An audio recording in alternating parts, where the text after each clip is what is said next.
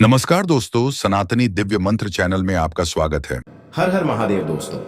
आप सभी लोग जानते हैं कि 13 दिसंबर 2024 यानी शुक्रवार को पड़ रही है मार्गशीर्ष महीने की प्रदोष तिथि। और दोस्तों, ये वो तिथि है जो मार्गशीर्ष महीने में पड़ने वाली सबसे बड़ी तिथि है, क्योंकि यह शुक्रवार के दिन पड़ रही है, जो बहुत ही खास है। और दोस्तों, आप सभी लोग जानते हो कि शुक्रवार प्रदोष का अगर सबसे बड़ा कोई उपाय है तो वो एक चुटकी काले तिल वाला उपाय है। तो दोस्तों, इस शुक्रवार प्रदोष के दिन आप लोगों को इस एक चुटकी काले तिल वाले उपाय को जरूर करना है। बहुत सारे लोग होंगे जिन लोगों ने इस उपाय को ना किया हो, मतलब पूरा साल निकल गया, उन्होंने किसी भी दिन इस काले तिल वाले उपाय को ना किया हो। पर दोस्तों, आपके पास एक आखिरी मौका बचा हुआ है, जो कि 13 दिसंबर के दिन है। तो इस दिन आप लोगों को इस वाले उपाय को जरूर कर लेना है। भले ही आपने पूरे साल भर इस उपाय को ना किया हो, पर अगर आपने इस मार्गशीर्ष महीने के प्रदोष व्रत के दिन अगर इस वाले उपाय को कर लिया, तो आपको इस उपाय को करने का वो फल मिलेगा जिसकी आपने कभी कल्पना भी नहीं करी होगी। इसीलिए आप लोग इस वाले उपाय को एक बार जरूर कर लेना, ताकि आप लोगों के हाथ से यह मौका ना जा सके और आपको इस उपाय को करने का फल मिल सके। दोस्तों, यह उपाय पंडित जी ने अपनी अभी की ही शिव महापुराण की कथा में बताया है। जिस उपाय को आज हम आपको बहुत अच्छे से समझाने वाले हैं, इस वीडियो को देखने के बाद इस उपाय को समझने के लिए आपको कोई और वीडियो को देखने की जरूरत नहीं पड़ेगी। तो चलिए दोस्तों, उपाय को शुरू करते हैं। देखिए, ये इस मार्गशीर्ष महीने के शुक्रवार प्रदोष के दिन यह इतना खास होता है, इतना महत्वपूर्ण होता है। देखा गया है कभी कभी बड़े बड़े पूजा पाठ अनुष्ठान से जो मनोकामना पूर्ण नहीं होते, वो मार्गशीर्ष महीने के दिन एक छोटे से उपाय करने से ही आपकी मनोकामना पूर्ण हो जाती है। और बहुत सारे लोगों ने इस उपाय को किया भी है और उनको इस उपाय को करने का फल भी जरूर मिला है। अगर आप लोग भी इस उपाय को करना चाहते हैं तो आप इस उपाय को पहले अच्छे से समझ लेना, सुन लेना, उसके बाद करना। आपको इस उपाय का फल जरूर मिलेगा।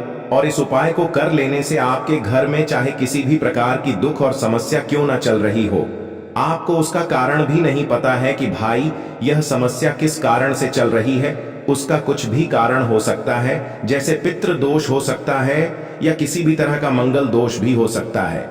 तो इस दिन आप लोगों को यह वाला उपाय कर लेना है। यह एक ऐसा उपाय है जिस उपाय को अगर किसी विशेष दिन पर किया जाए तो भाई उस विशेष दिन का जो है वह तो हमें मिलता ही मिलता है, पर हमने उस दिन पर इस काले तिल वाले उपाय को किया है तो हमें उससे भी बड़ा फल मिलता है, और फल बहुत जल्दी मिलता है, क्योंकि आप इस उपाय को बहुत ही बड़े और विशेष दिन पर कर रहे हो। तो चलिए अब उपाय के बारे में बात करते हैं, लेकिन उससे पहले आप लोगों को यह जानना आवश्यक है कि आखिर यह उपाय किस समय करना है, किसको करना है और कैसे करना है। तो चलिए हम आगे आपको वीडियो में एक एक करके बता देते हैं। लेकिन उससे पहले अगर आप लोग हमारे चैनल पर नए हैं तो हमारे चैनल को सब्सक्राइब कर लेना और इस वीडियो को लाइक करके कमेंट बॉक्स में श्री शिवाय नमस्तुभ्यम ओम नम शिवाय जरूर टाइप कर देना।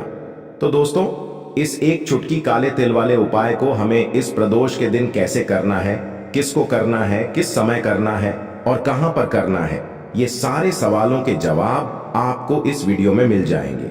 और जो ये वीडियो देखेगा भाई, उसको एक चुटकी काले तिल वाला उपाय जरूर करना चाहिए, क्योंकि इस दिन काले तिल का भी बहुत ही बड़ा और विशेष महत्व होता है। और जब बात आ जाए एक चुटकी काले तिल की, तो ये सोने पे सुहागा वाली बात हो जाती है और ये एक बहुत ही बड़ा उपाय हो जाता है शुक्रवार प्रदोष व्रत का। तो अब दोस्तों, इस काले वाले तिल उपाय को आखिर करना किसको है, सबसे पहले हम लोग वो बात जान लेते हैं। तो देखो, घर की जो बड़ी माताएं बहनें होती हैं, उन माताओं बहनों में से कोई भी एक बड़ी माता बहन इस वाले उपाय को कर सकती है। और दोस्तों, अगर आप चाहें तो अपने घर में से सभी सदस्यों को भी इस उपाय को करवा सकते हैं। अगर किसी व्यक्ति की खुद की कोई मनोकामना है, खुद की कोई दुख और परेशानी है जो कि वह अपने लिए ही करना चाहता है इस वाले उपाय को, तो वह खुद अपने लिए भी कर सकता है। बाकी अगर कोई घर में से ऐसा है जो कि अपने पूरे घर परिवार की सुख और शांति के लिए ये वाला उपाय करना चाहता है, तो भाई वह भी कर सकता है। उसमें भी कोई दिक्कत वाली बात नहीं है। कहने का मतलब ये है कि इस उपाय को हर एक सदस्य भी कर सकता है। और पूरे घर परिवार के सदस्य के लिए घर की बड़ी माताओं बहनों में से कोई एक माता बहन भी कर सकती है। माताएं बहनें अगर घर में उपस्थित न हो या वो यह वाला उपाय न कर पा रही हो तो फिर घर का कोई बड़ा सदस्य भी इस काले तिल वाले उपाय को कर सकता है, चाहे फिर वह पुरुष ही क्यों न हो, उसमें कोई भी दिक्कत वाली बात नहीं है। अब दोस्तों, इस एक चुटकी काले तिल वाले उपाय को हमें करना कहां पर है? इसे हमें तुलसी के क्यारे के पास में जाकर करना है। बहुत सारे लोग प्रश्न करते हैं, हर एक उपाय को करते समय क्या हम इस उपाय को घर पर या मंदिर में कर सकते हैं?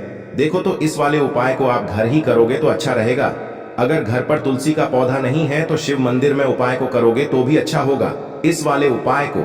उसके बाद में दोस्तों जो अगला प्रश्न निकल कर आता है वो यह आता है इस उपाय को लेकर कि आखिर इस उपाय को हमें किस समय करना है, सुबह के समय करना है कि शाम के समय करना है?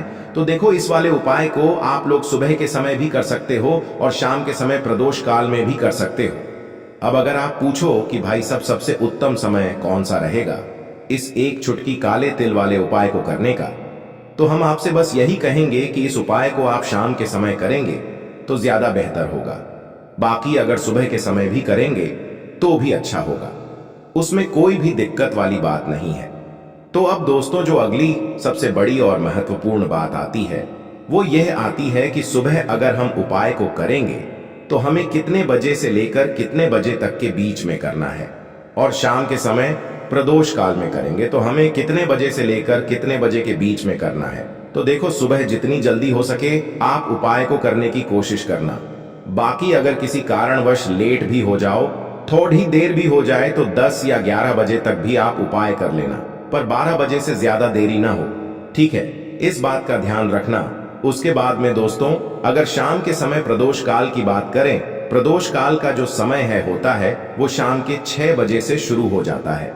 मतलब शाम के 6 बजे से लेकर 7 बजे के बीच का जो समय होता है यह समय प्रदोष काल का समय होता है।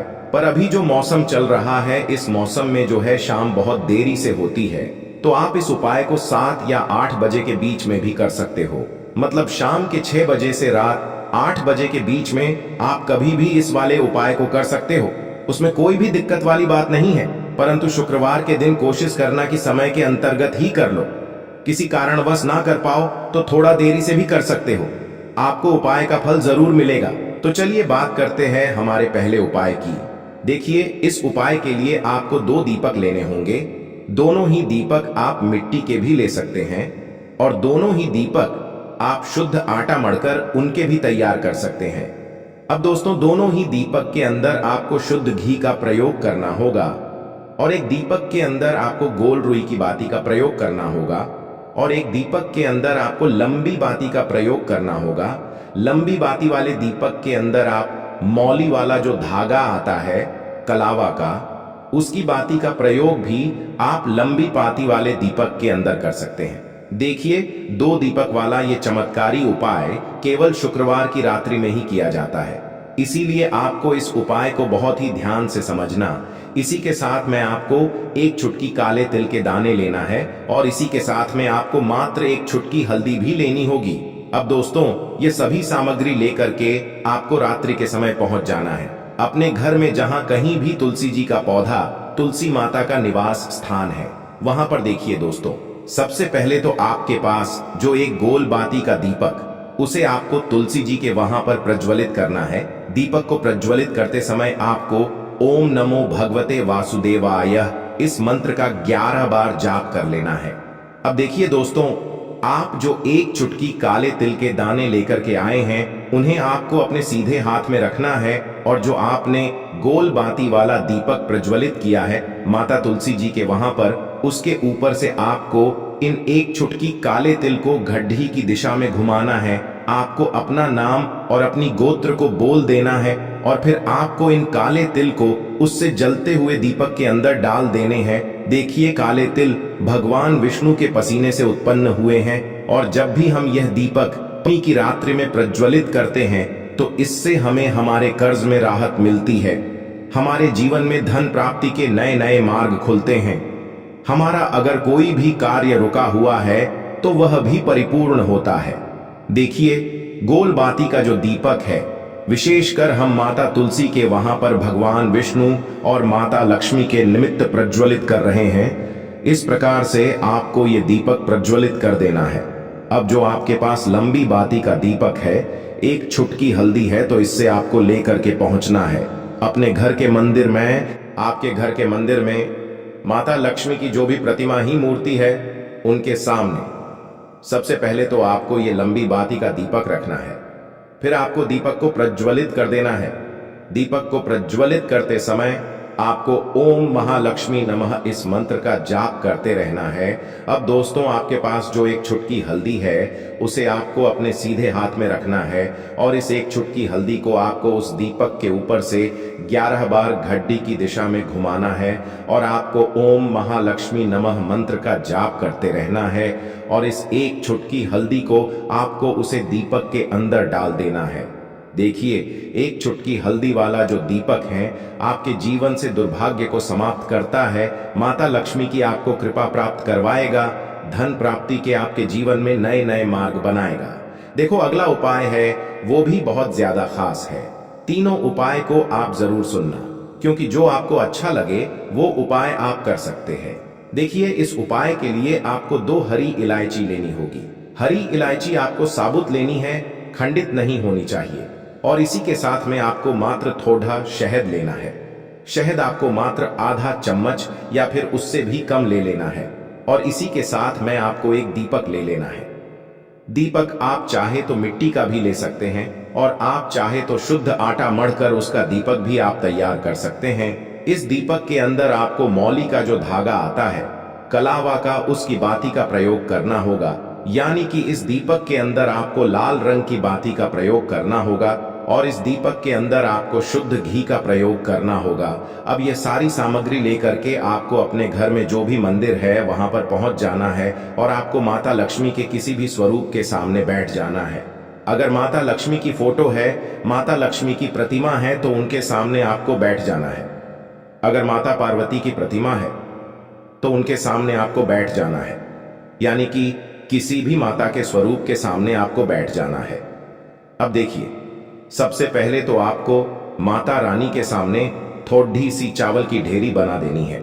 यानी कि थोड़ी सी अक्षत के दाने आपको माता रानी के सामने रखना है। उसके बाद आप जो एक दीपक लेकर के गए हैं, उस दीपक को आपको उन्हीं चावल के दानों के ऊपर रख देना है और फिर इस दीपक को आपको माता रानी के सामने प्रज्वलित कर देना है। देखें, इस दीपक को प्रज्वलित करते समय आपको ओम महालक्ष्मी नमः इस मंत्र का लगातार जाप करते रहना है।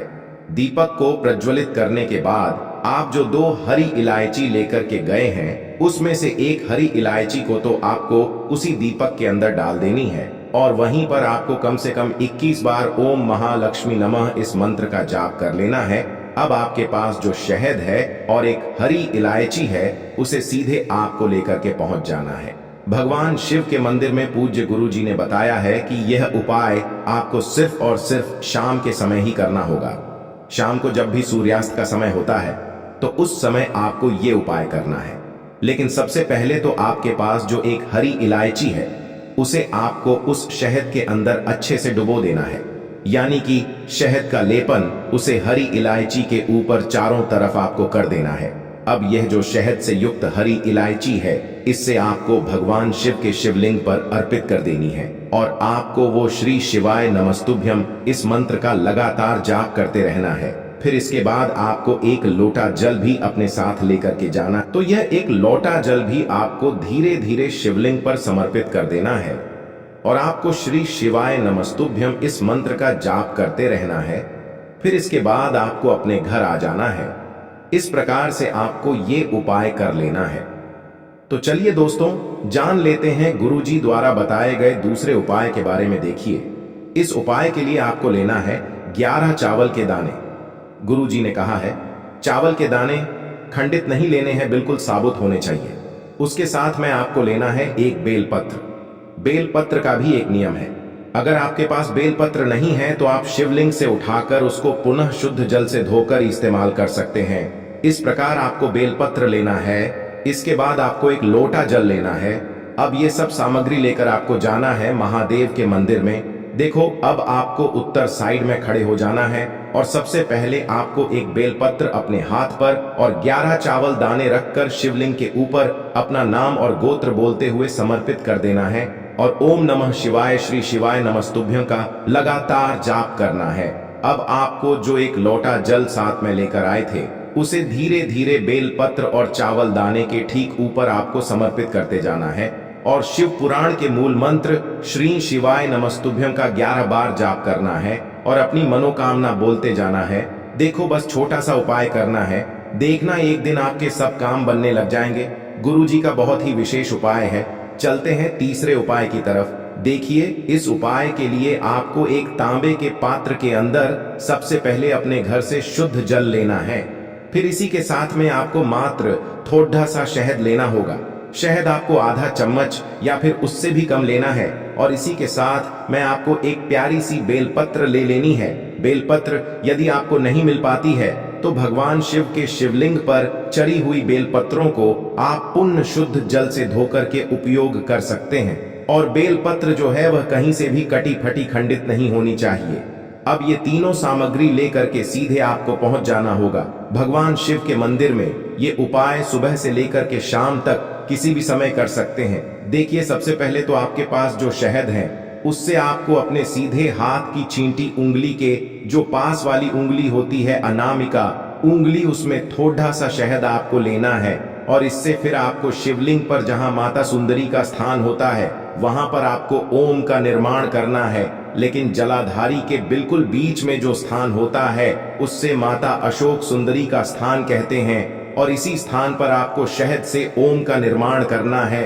अब दोस्तों, आपके पास जो एक बेलपत्र है उससे आपको अपने सीधे हाथ की हथेली पर रखना है और महादेव से आपको अपनी वह विशेष मनोकामना, आपके जीवन में जो भी संकट चल रहे हैं, जो भी समस्याएं चल रही हैं, जो भी जीवन में दुर्भाग्य बना हुआ है, आप अपने किसी भी कार्य में सफल नहीं हो पा रहे हैं, तो जिस भी प्रकार की आपकी समस्या है उसे दूर करने के लिए आपको महादेव से प्रार्थना कर लेनी है और फिर यह जो एक बेलपत्र है इससे आपको शिवलिंग पर माता अशोक सुंदरी वाले स्थान पर समर्पित कर देनी है। देखिए, जहां पर आपने ओम का निर्माण किया है उसी के ऊपर आपको ये बेलपत्र भी समर्पित कर देनी है। देखिए, बेलपत्र की चिकनी साइड का हिस्सा शिवलिंग से स्पर्श होगा और इसकी जो डंडी है वो आपको जलाधारी की ओर रखनी है। पत्ती वाला भाग शिवलिंग की तरफ रहेगा। इसी प्रकार से आपको यह बेलपत्र समर्पित कर देनी है। अब दोस्तों, आपके पास जो एक जल का पात्र है उसमें से थोड़ा सा जल तो आपको बेलपत्र की जो आगे वाली पत्ती है उस पर आपको समर्पित करना है और आपको श्री शिवाय नमस्तुभ्यं इस मंत्र का जाप कर लेना है। फिर उस पात्र के अंदर जो जल बचेगा उसे पूरा आपको भगवान शिव के शिवलिंग पर धीरे धीरे समर्पित करते जाना है और लगातार आपको शिव महापुराण के मूल मंत्र श्री शिवाय नमस्तुभ्यं इस मंत्र का जाप करते रहना है। गुरुजी ने कहा है कि जल आपको इतने धीरे धीरे समर्पित करना है कि जल समर्पित करते हुए आप कम से कम 11 बार श्री शिवाय नमस्तुभ्यं या फिर ओम नमः शिवाय इस मंत्र का जाप कर सके। फिर इसके बाद वापस आपको अपने घर आ जाना है। इस प्रकार से आपको ये उपाय कर लेना है। आप देखेंगे कि आपकी सभी मनोकामनाएं अवश्य ही पूरी होंगी। ये उपाय आपको अवश्य